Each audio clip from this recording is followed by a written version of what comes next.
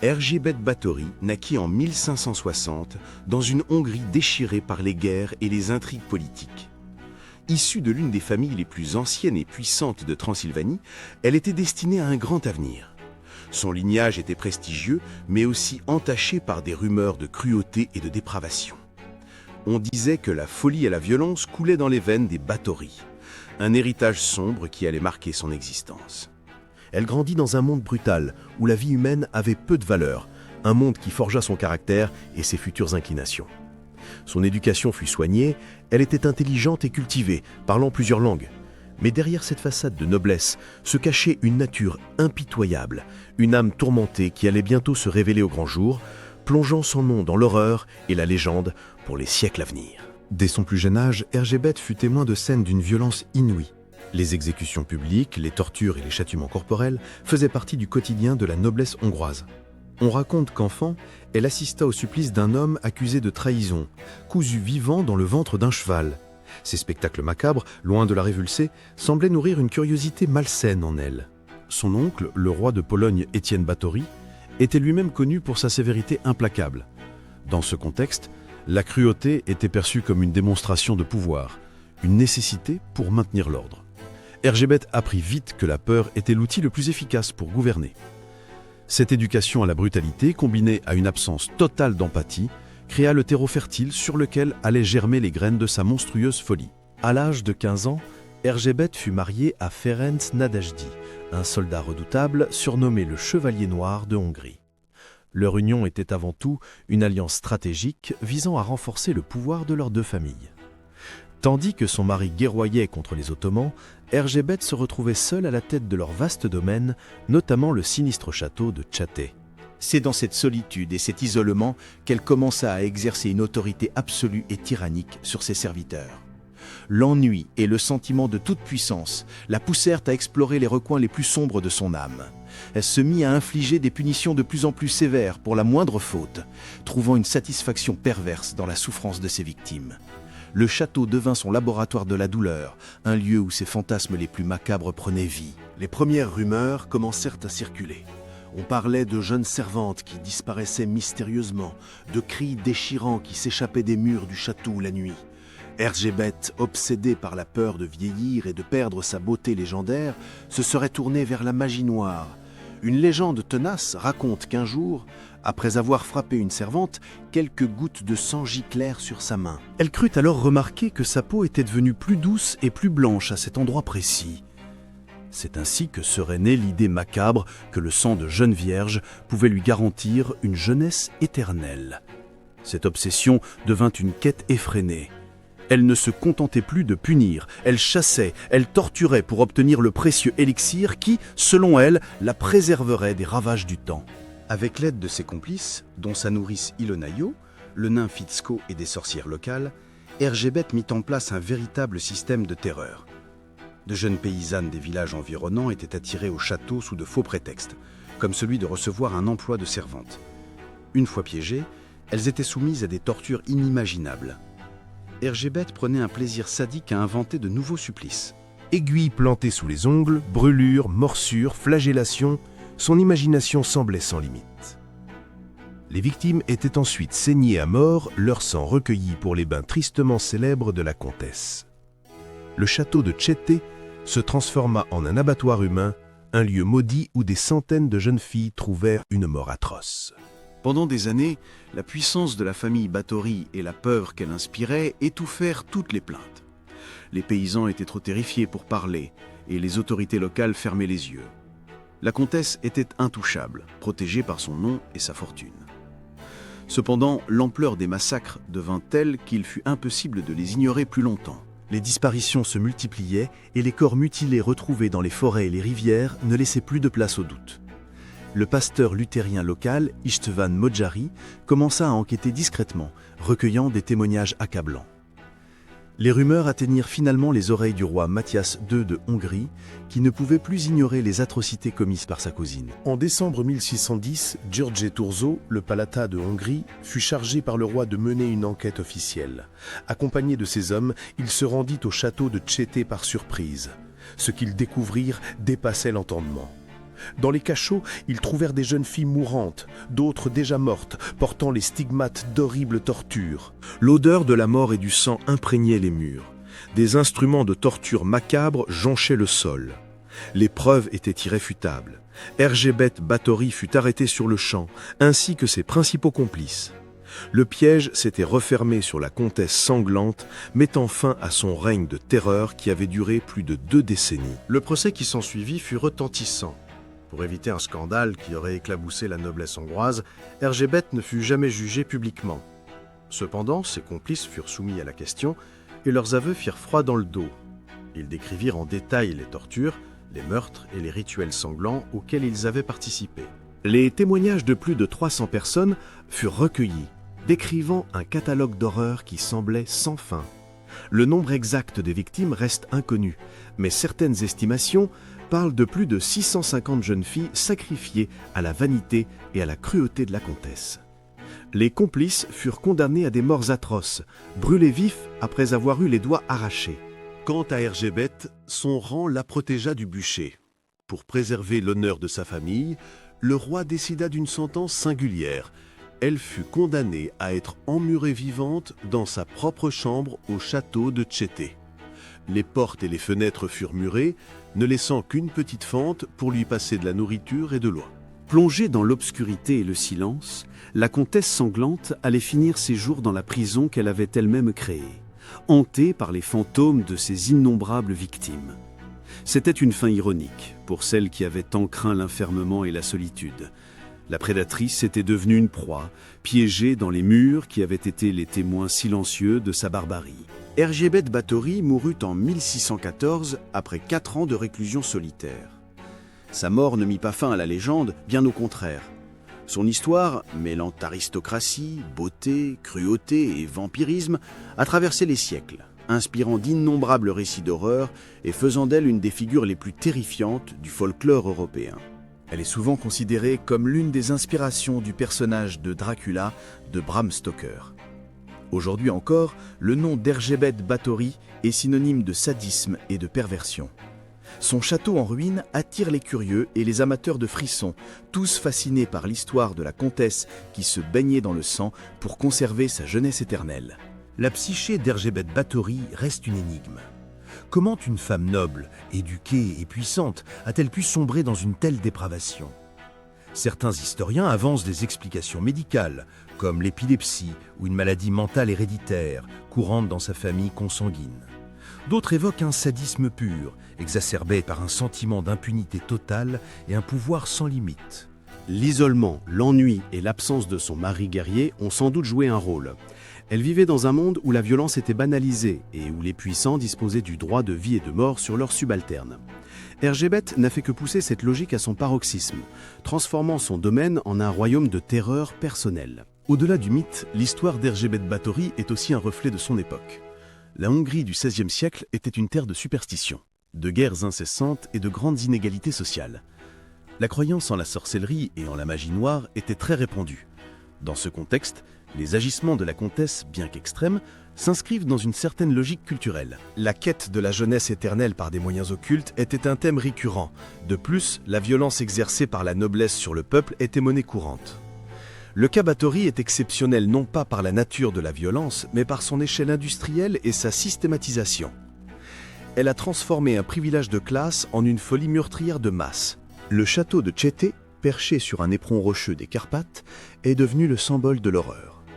Ces ruines imposantes dominent encore le paysage, comme un avertissement silencieux.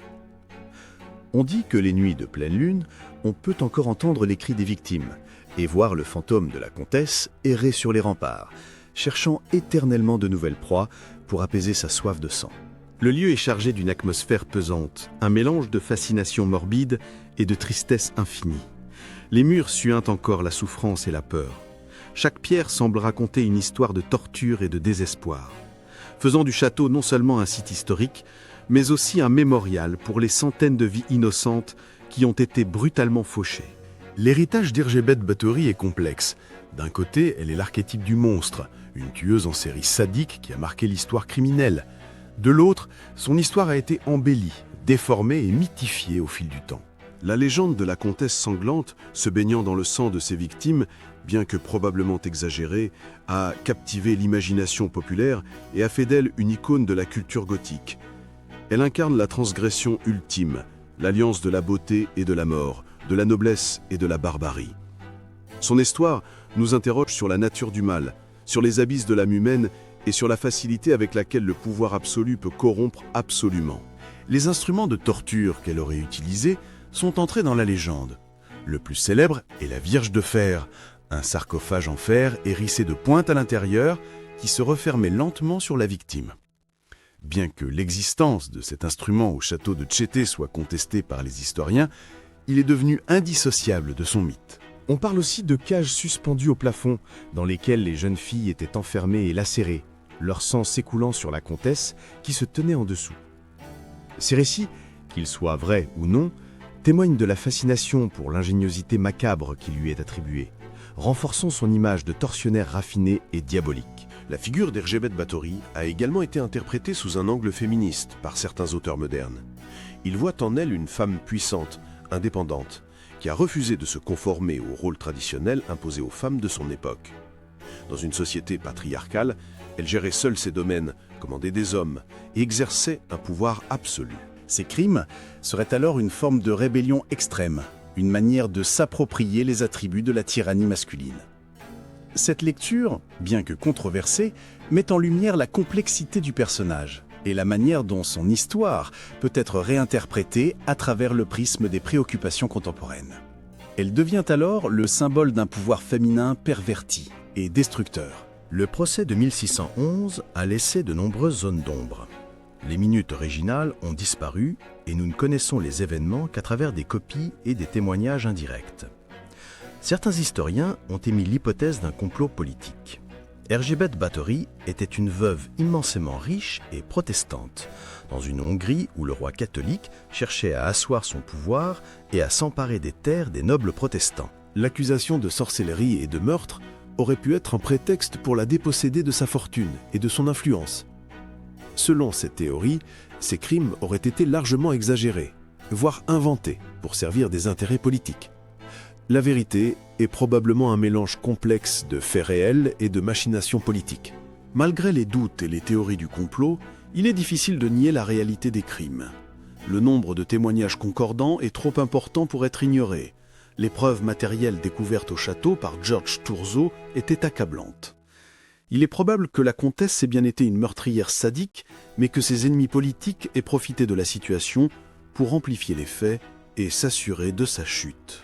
La vérité historique se situe sans doute quelque part entre le mythe de la vampire buveuse de sang et la thèse de la victime d'un complot. Erzsébet Báthory était très certainement un monstre, mais un monstre dont la chute a arrangé beaucoup de monde. La solitude de ces dernières années dans sa prison de pierre fut une torture psychologique lente et implacable. Celle qui avait vécu dans le luxe et le pouvoir se retrouvait privée de tout contact humain, de toute lumière, de tout espoir. On ne sait rien de ses pensées durant cette longue agonie. Regrettait-elle ses crimes? Était-elle rongée par la folie? Ou bien a-t-elle conservé jusqu'au bout son orgueil et son mépris pour le genre humain? Son silence final est aussi terrifiant que ses crimes. Il laisse libre cours à toutes les interprétations, ajoutant une dernière couche de mystère à sa légende.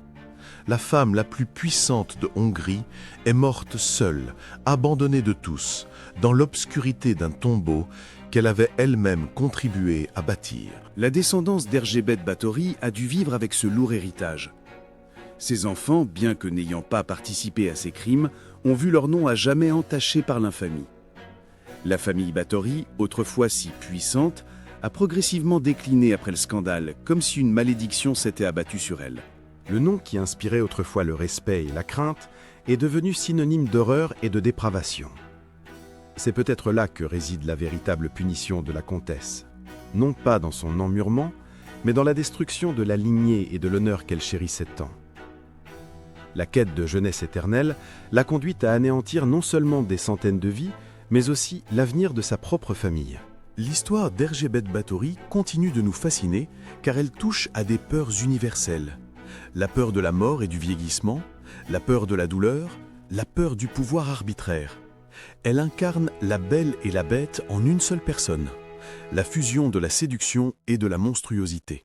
Son obsession pour la beauté et la jeunesse, poussée à son paroxysme meurtrier, résonne étrangement avec les préoccupations de notre propre société, obsédée par l'apparence. Son histoire est un conte de fées macabre, un memento mori qui nous rappelle la fragilité de la vie et les abysses de noirceur qui peuvent se cacher derrière la plus belle des façades. Les lieux qui ont marqué sa vie sont aujourd'hui des destinations touristiques. Le château de Tchété, bien qu'en ruine, attire des visiteurs du monde entier. De même, les autres châteaux où elle a vécu, comme celui de Charvar, organisent des expositions sur son histoire. Le tourisme macabre autour de la figure de la comtesse sanglante est une industrie florissante. Les gens viennent chercher le frisson, l'émotion forte, le contact avec le mal absolu.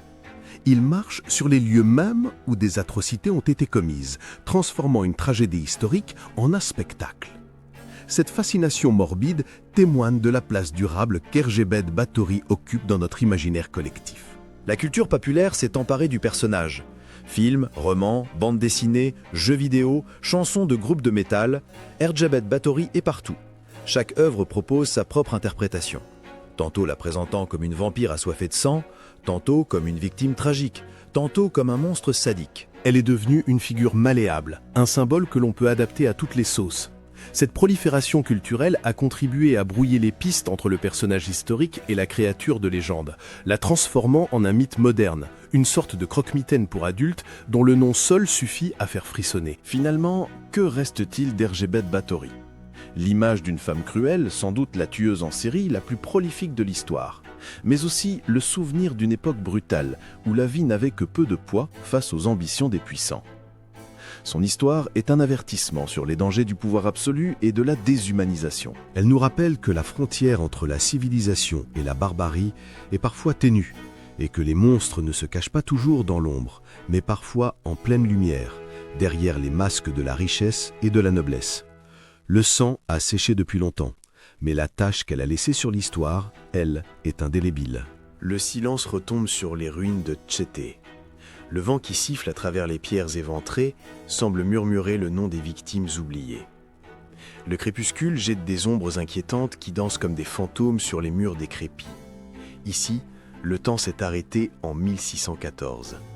La comtesse est partie, mais son esprit hante encore les lieux.